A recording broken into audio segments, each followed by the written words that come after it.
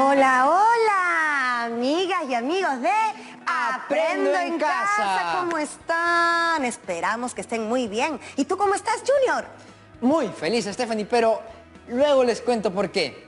Yuyeri kasunchik kai programa ikichi Aprendo en Casa nishanmi, huk yam kai Ministerio de Educación ninchikmanta, yachachkananchikpaj wasinchikpi. Así que cuídate, no te expongas saliendo a la calle más de lo estrictamente necesario. Y si lo haces, usa tu mascarilla. Yo sé que es difícil, pero es la única manera de darle un respiro a nuestro sistema de salud y vencer al COVID-19. ¡Vamos, sí se puede! Por supuesto que se puede y tienes toda la razón. Pero por favor, Junior, no nos dejes con la intriga. Cuéntanos por qué estás tan contento el día de hoy. Unas amigas y amigos de quinto de secundaria me escribieron ayer, Stephanie. ¡Qué rápido le salieron los fans! No son fans, Stephanie, más bien se ve que les gusta muchísimo nuestro programa. Ay, bueno, él siempre tan modesto. Bueno, les quiero leer el mensaje que me enviaron. A ver. Te escuchamos. Hola Junior, muchas gracias por el programa que hiciste sobre los adolescentes. Con mis amigos de la comunidad queremos organizar un proyecto para cambiar la imagen que tienen los adultos de nosotros y demostrar que podemos hacer grandes cosas. Estamos pensando en cuidar mejor el agua de nuestras casas, de modo que alcance para que nuestras familias y nosotros podamos lavarnos muchas veces las manos. Gracias por demostrarnos que los adolescentes sí podemos. Ay, qué linda iniciativa, me encanta. Así es, Stephanie. Son 3 chicas y 3 chicos muy empoderados y motivados de una comunidad de nuestra hermosa selva peruana. Estoy seguro de que el programa de hoy los motivará aún más. Y a ustedes también, chicas y chicos, en casa. Bueno, en el programa anterior reflexionamos sobre los mitos en torno a los adolescentes a través del análisis del texto Nuestra deuda con la adolescencia. Quiero leerles el texto. El texto es de María Angélica Piz, Henry Guillén, Stefano de la Torre Bueno, Estefanía Urbano, César Araníbar y Franco Rengifo.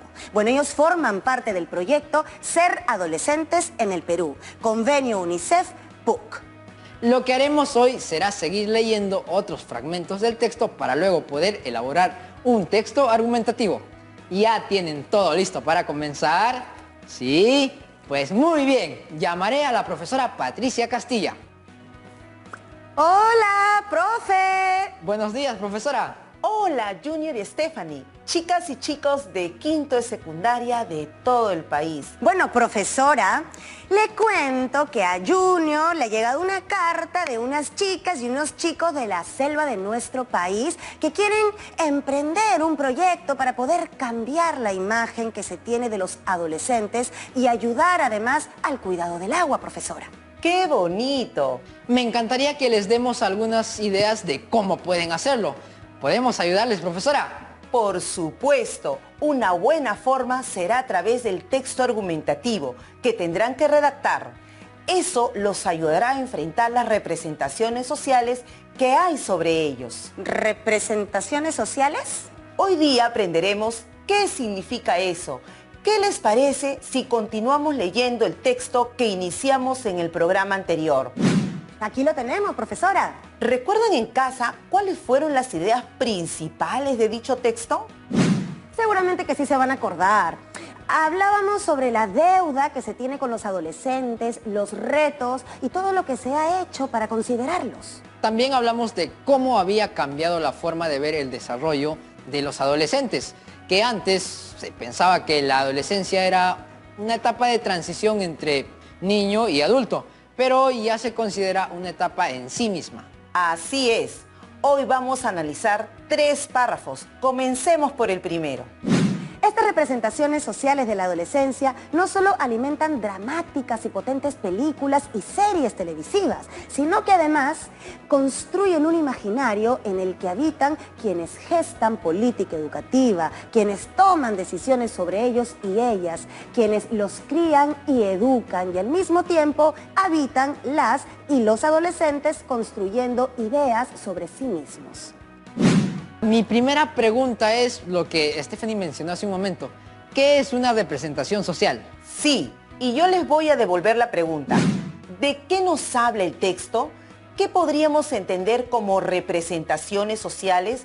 ¿Qué nos dice la palabra representación? ¿Qué nos dice la palabra social? Lo intentaré yo. ¿De qué nos habla del texto? Pues la forma en que se ve a los adolescentes, la forma en que han sido vistos tantas veces en diferentes espacios. ¿Qué podríamos entender como representaciones sociales? Bueno, yo creería que una representación es una puesta en escena. Decir representación es como algo que se actúa, que se representa o se demuestra. Y algo social corresponde a la sociedad. Entonces podríamos decir que una representación social es la forma en que se representa en la sociedad a los adolescentes. ¿Eso sería correcto, profesora? Buen análisis. Tú misma has respondido de manera adecuada, así como seguramente todas y todos en sus casas también lo han hecho. Es correcto. Entonces, estas representaciones sociales hacen referencia a cómo se ve a los adolescentes en la sociedad, a la imagen que se tiene de ellos. Por eso, chicas y chicos, el texto nos dice, a ver, lo siguiente. Estas representaciones sociales de la adolescencia no solo alimentan dramáticas y potentes películas y series televisivas. Y si pues la televisión y los medios de comunicación pintan una imagen particular de la adolescencia. Así es. Y yo te pregunto a ti, que me estás viendo desde casa, ¿qué te hace sentir eso? ¿Cuáles crees que son esas representaciones sociales que tienen sobre la adolescencia en el Perú? ¿Qué nos muestran los medios de comunicación? La típica podría ser la imagen del rebelde sin causa. También los pintan como si fueran unos irresponsables. Y eso viene desde generaciones atrás. O también que los adolescentes siempre están en crisis o conflictuados. Interesante. Sigamos con el análisis. El texto dice, estas representaciones sociales de la adolescencia no solo alimentan dramáticas y potentes películas y series televisivas, sino que además construyen un imaginario en el que habitan quienes gestan política educativa. Construir un imaginario. Eso se refiere a algo que está en mi imaginación. ¿Pero habla de ti el texto o habla de otros? Habla de otros. Bien. Y luego dice, en el que habitan. Que parafraseando sería, en el que viven quienes gestan política educativa. ¿Qué entienden por gestar política educativa? A ver, gestar viene de gestión. Y gestión significa organizar, liderar, estructurar. Quienes gestan política educativa son las personas encargadas de hacer las políticas, normas, lineamientos, en este caso, en el sector educación. ¿Me ayudan leyendo el párrafo reemplazando las palabras? Claro que sí, profesora. Dice, construyen un imaginario, o ideal, o ilusión, en el que habitan, están, viven, quienes gestan, organizan, lideran las políticas o normas educativas. Sigamos. ¿Qué significa decir al mismo tiempo habitan las y los adolescentes construyendo ideas sobre sí mismos? Creo que quiere decir que las mismas representaciones sociales hacen que los adolescentes generen sus propios estereotipos, sus propias representaciones sociales. ¿Cómo cuáles? Lo que conversábamos hace un momento, profesora. Representaciones sociales como que los adolescentes solo piensan en divertirse, o solo escuchan un tipo de música, o solo les interesa enamorarse. Esas representaciones son algunas de tantas que hay. ¿Y ustedes en casa qué representaciones conocen? ¿O qué podrían decir sobre ellas? A ver, Carla nos dice, siempre nos hacen sentir que vivimos en conflicto con nuestros padres. Y Augusto dice, dicen que solo pensamos en diversión. Cindy nos ha escrito, adolescente igual a inmaduro, irresponsable, rebelde. Parece que para los adultos no tenemos ninguna cualidad. Se siente la molestia en varios de estos mensajes y bueno, es comprensible, ¿verdad? Por ejemplo, Pablo nos pone, la pregunta es, ¿qué representaciones sociales positivas han escuchado sobre los adolescentes? Apuesto que ninguna. ¡Ay, Dios mío, qué demoledor! Y totalmente cierto, los adultos muchas veces tenemos esas ideas. Cuando yo fui adolescente, también había esas representaciones sociales. Profesora, volviendo al texto, ese paréntesis que nos dice ver Araníbar 2019 para una exploración de las representaciones sociales sobre la adolescencia en adolescentes de una escuela pública en Cusco, significa que si leemos la lectura del señor Araníbar, podemos conocer ejemplos de nuestras amigas y amigos en Cusco. Así es, revisar ese material puede resultar muy interesante para ahondar más en el tema. De repente eso te puede servir para escribir tu texto argumentativo. ¿Qué les parece si seguimos con el segundo párrafo? Excelente, profesora. Solo que va a tener que ser después de este corte comercial porque ya regresamos para seguir analizando este texto y, por supuesto, para seguir hablando sobre la maravillosa, pero incomprendida, adolescencia. Stephanie, ven, te muestro Oye, el trailer de los escúchame, tablos. está súper... Hola, hola, ya estamos de regreso en este su programa favorito, Aprendo en Casa. Para los que recién nos ven, estamos leyendo el texto Nuestra deuda con la adolescencia. Un texto de María Angélica Piz, Henry Guillén, Stefano de la Torre Bueno, Estefanía Urbano, César Araníbar y Franco Rengifo, el cual forma parte del proyecto Ser Adolescente en el Perú, convenio UNICEF-PUC.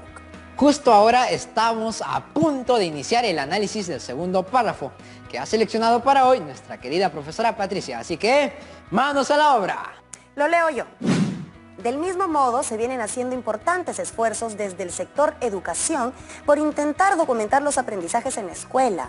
La administración sistemática de pruebas, la evaluación permanente de escuelas a nivel integral y una serie de estudios diagnósticos llevados a cabo, como la evaluación censal de estudiantes Minedu 2017, las pruebas PISA o el informe sobre competencias matemáticas en estudiantes peruanos de 15 años. Minedu, Forge y Grade 2016. Da cuenta de ello. Sin embargo, si bien sabemos de los resultados de aprendizaje de las y los adolescentes, es menos lo que conocemos sobre sus vivencias, sobre quiénes son y cómo aprenden, sobre cómo se representan la realidad peruana y su relación con la misma, sobre qué aspiran a ser y en qué creen, sobre cómo se representan su vida cotidiana en la escuela, sobre lo que sueñan para ellas y ellos mismos y para aquellos a quienes aman, sobre cómo vienen vivenciando la sexualidad y el género, sobre qué los hace infelices y sobre qué valoran para su bienestar. ¡Wow! Me hace sentir muy bien que existe esta preocupación de los funcionarios de la educación, que quieran saber más sobre los adolescentes. Profesora, ¿puede contarles a las chicas y chicos que nos están viendo qué significan esos paréntesis que hay en la mitad del párrafo? ¿Puede contarles a las chicas y chicos? Eso quiere decir que tú ya sabes.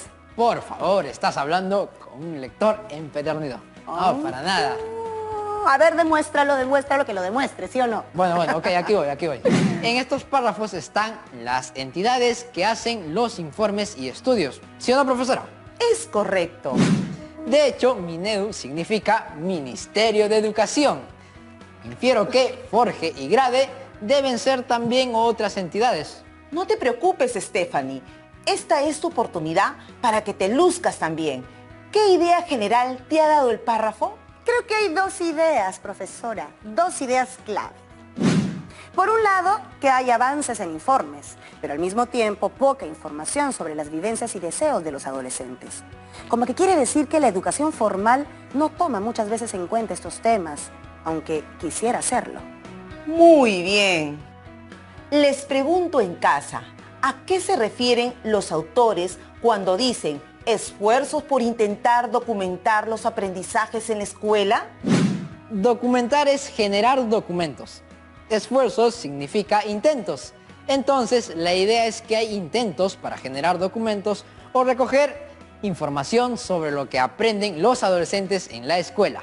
¿Y cuáles son esos estudios a los que haces referencia? La evaluación censal de estudiantes Minedu 2017, las pruebas PISA y el informe sobre competencias matemáticas en estudiantes peruanos de 15 años, Minedu, Forge y Grade 2016. Efectivamente, esas son las pruebas y como ven, no solo han sido aplicadas por el Ministerio de Educación, sino por distintas entidades, como la prueba internacional PISA. Además, otras peruanas, como las investigaciones realizadas por instituciones Grade y Forge, que se dedican a la educación, entre otros temas importantes. Pero la idea de este párrafo es que todo esto se está dando. Sin embargo, falta algo. ¿Qué es? Pues medir o entender las vivencias. Lo dice aquí. Sin embargo, si bien sabemos de los resultados de aprendizaje de las y los adolescentes, es menos lo que conocemos sobre sus vivencias, sobre quiénes son y cómo aprenden, sobre cómo se representan la realidad peruana y su relación con la misma, sobre qué aspiran a ser y en qué creen, sobre cómo se representan su vida cotidiana en la escuela, sobre lo que sueñan para ellas y ellos mismos y para aquellos a quienes aman, sobre cómo vienen vivenciando la sexualidad y el género, sobre qué los hace infelices y sobre qué valoran para su bienestar. ¿Qué piensan en casa sobre estas ideas? ¿La educación solo debería medir aprendizajes?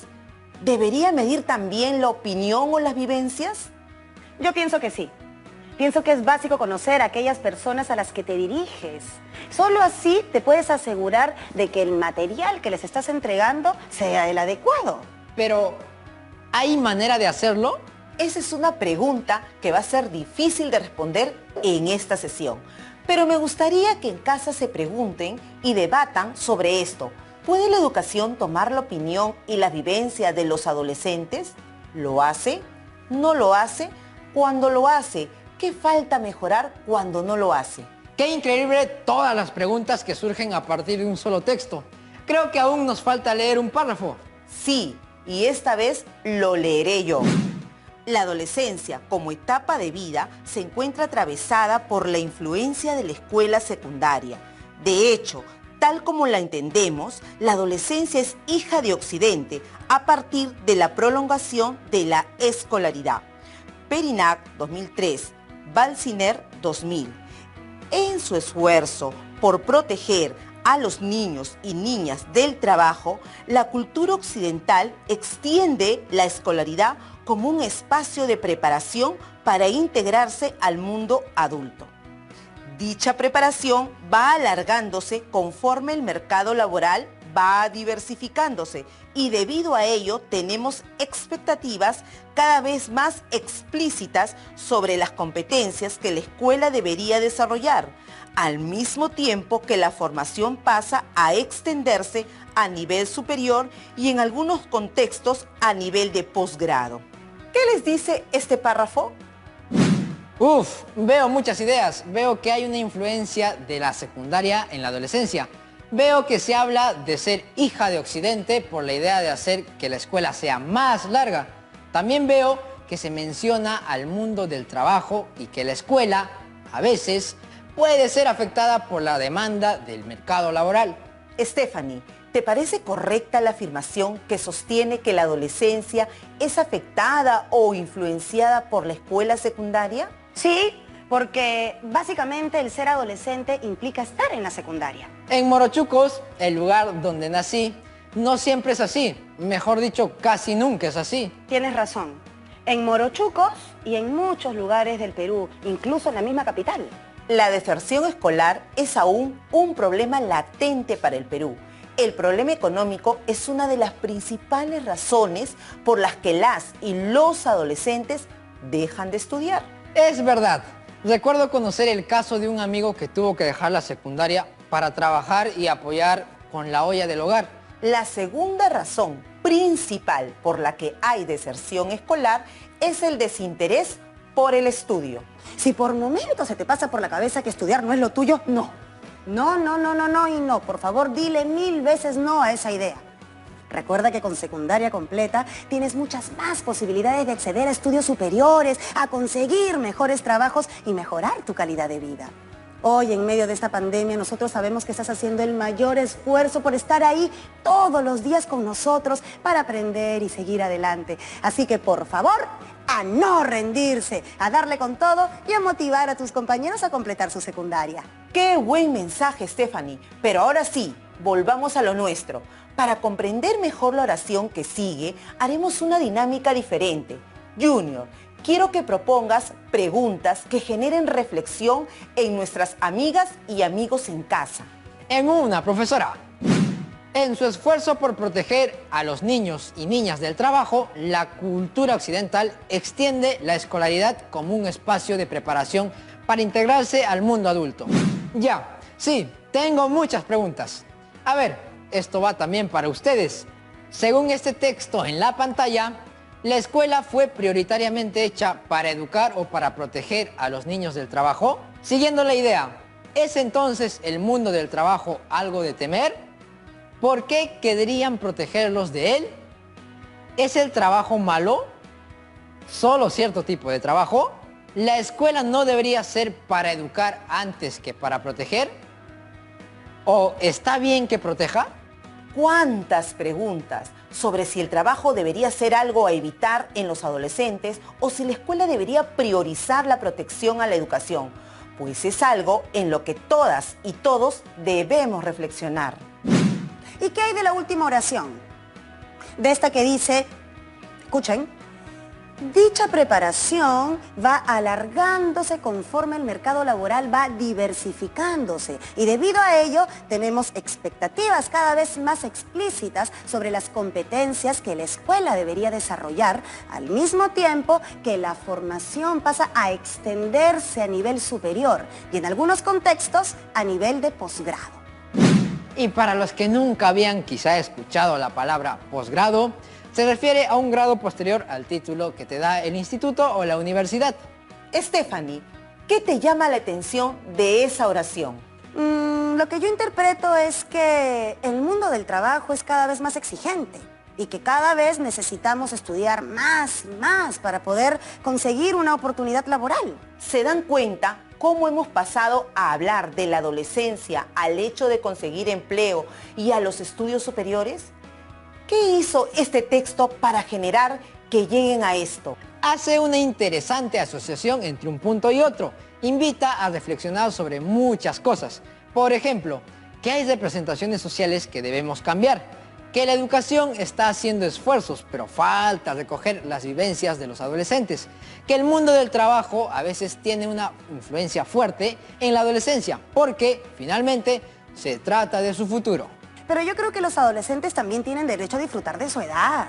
Para mí, la conclusión es que ustedes, las y los adolescentes, son mucho más importantes y valiosos de lo que a veces los adultos pensamos. Claro que sí, profesora. En este momento estoy pensando en las amigas y los amigos que me escribieron la carta y en el objetivo que tienen con su proyecto.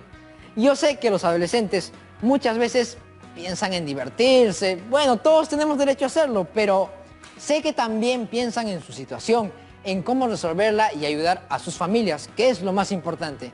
Y eso es algo que la sociedad debería valorar más. Ha sido genial esta sesión. Lo que me ha gustado es que nos hemos detenido mucho a reflexionar a partir de lo que dice el texto. Porque ese ha sido el objetivo de la lectura, buscar generar opinión crítica.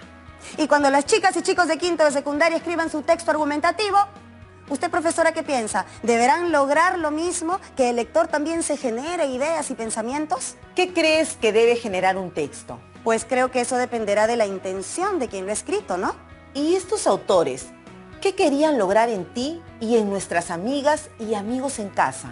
Me parece que reflexión. ¿Lo habrán conseguido? Pues claro que sí, profesora. No he dejado de pensar y cuestionarme muchos aspectos durante la lectura, incluso cuando había palabras que quizá no entendía. ¿Podemos hablar de una intención del autor entonces? Por supuesto, todo autor tiene una intención. Puede querer hacerte pensar, hacerte reflexionar, que puedas realmente analizar cosas, pero también puede querer simplemente informarte. Cuando un reportero o periodista hace un texto, normalmente busca eso. Un narrador de cuentos busca entretenerte o motivarte. En fin, depende del autor. Sergio de San Martín de Porres nos ha enviado un video. Veámoslo. Hola, muchas gracias por el programa. Durante la lectura se hizo referencia a otros autores o estudios. ¿Eso ayuda? ¿En qué ayuda? Buena pregunta. ¿Quieres contestarla? ¿Yo? No, profesora. Inténtalo. Bueno, ya, ok, está bien. A ver, hacer referencia a otros autores o estudios creo que permite fortalecer las ideas que tenemos, porque ya no solo son nuestras, sino que están sustentadas o argumentadas en estudios o investigaciones que han hecho otras personas. Por ejemplo, en el texto nos recomendaron revisar un caso en Cusco, propuesto por el señor Araníbar. Así es. César Araníbar realizó un estudio sobre las representaciones sociales de la adolescencia en adolescentes de una escuela pública en Cusco. Este estudio lo convirtió en su tesis para obtener su título de psicólogo social en la Pontificia Universidad Católica del Perú. Y como él, hay muchas más personas que estudian y analizan lo que sucede con los adolescentes. ¡Qué increíble! Y justo sobre eso, Rosa, de Huaraz, Ancash, tiene una pregunta. Hola, tengo una duda. Si yo quisiera usar las ideas de otros autores en mi texto argumentativo, ¿estaría plagiando? Si es que no los citas o mencionas adecuadamente, sí, porque son personas que han trabajado mucho para generar sus ideas. Por eso debemos respetarlas y citar al autor cada vez que las usemos. Para ello hay algunas estrategias que podremos seguir. Me va a gustar mucho aprender a citar adecuadamente, pero eso va a tener que ser en el siguiente programa, porque ya no nos queda mucho tiempo, chicas y chicos. Es cierto, el tiempo se agotó. Ha sido un enorme gusto estar con ustedes y con las amigas y amigos en casa.